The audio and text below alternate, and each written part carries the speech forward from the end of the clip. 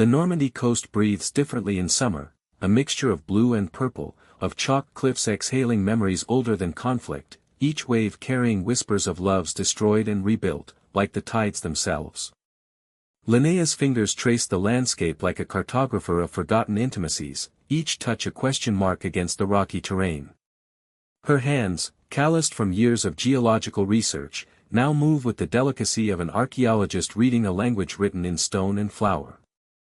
The lavender bleeds its purple into the evening light, each blossom a whisper of a story half remembered, half invented. The grant that brought her here had nothing to do with love stories. Geological evidence of medieval maritime trade routes was how she'd framed it to the university board, respectable, academic, measurable. But from the moment she'd discovered the leather folder in that dusty Parisian market stall 3 years ago, science had become her alibi rather than her purpose. The typed crisp white pages of the translation, protected by a clear plastic sleeve, carried the coordinates like a coded promise. Safely tucked away in the university archives in Stockholm, the original manuscript waited, a fragile leather folder, its edges worn smooth by anonymous hands, its provenance as mysterious as the story it contained.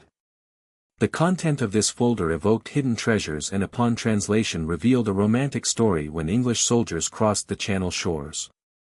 Her fingers traced the typed lines, words that were more poetry than navigation, more heart than compass. Where the last light touches. Where the night's mark remains. 3 steps from the purple heart's bloom.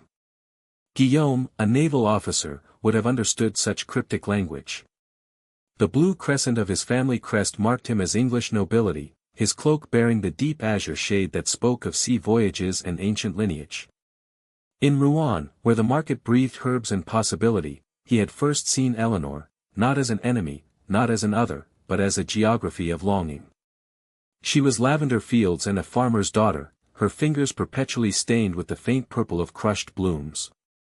He was English nobility and unbroken tradition. Between them, an impossible geography of desire. Their first touch was unintended. A dropped basket of lavender.